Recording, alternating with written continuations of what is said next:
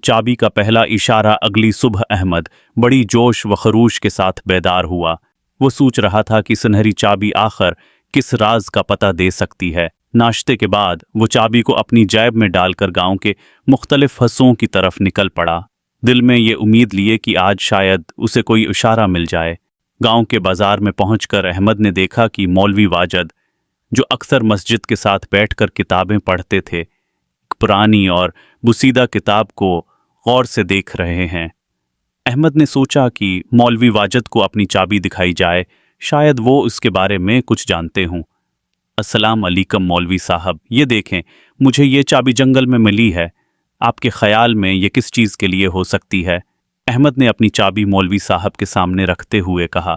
मौलवी वाजद ने चाबी को गौर से देखा। उनके चेहरे पर हैरत के तासरात आए। ये आम चाबी नहीं लगती बेटा, इस पर जो नक़ूश हैं ये कुछ ख़ास अलामतें हैं। मुझे लगता है कि ये किसी कदीम संदूक या जगह का दरवाज़ा खोलने के लिए है, लेकिन उसके बारे में मज़ीद जानने के लिए हमें कुछ और तहक़ीक़ करनी होगी। मौलवी साहब की बात ने अहमद की दिलचस्पी को और बढ़ा दिया।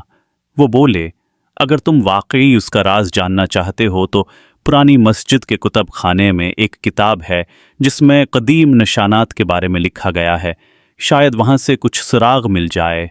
अहमद ने फ़ौरन मस्जिद की तरफ रख किया।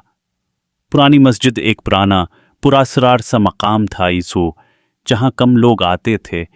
वो मस्जिद के पीछे मौजूद कुतब खाने में दाखिल हुआ, जहाँ दीवारों पर पुरानी किताबें रखी थीं और धूल मट्टी ने उन पर अपनी तह जमा रखी थी। किताबों को खंगालते हुए अहमद की नज़र एक बहुत पुरानी किताब पर पड़ी जिसका नाम था राज़ों की चाबियाँ।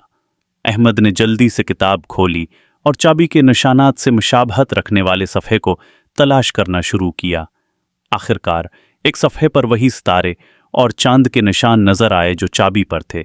सफ़े पर लिखा था, ये चाबी उस दरवाजे को खोलेगी जो गमशदा खजाने तक ले जाता है, लेकिन खजाने तक पहुंचने के लिए पहले इशारों को समझना होगा। पहला इशारा वहां छपा है जहां दो दरिया आपस में मिलते हैं। अहमद की आंखों में हैरत और खुशी की चमक थी। दो दरिया कहाँ मिलते हैं? क्या ये मेरे गांव के करीब ही है?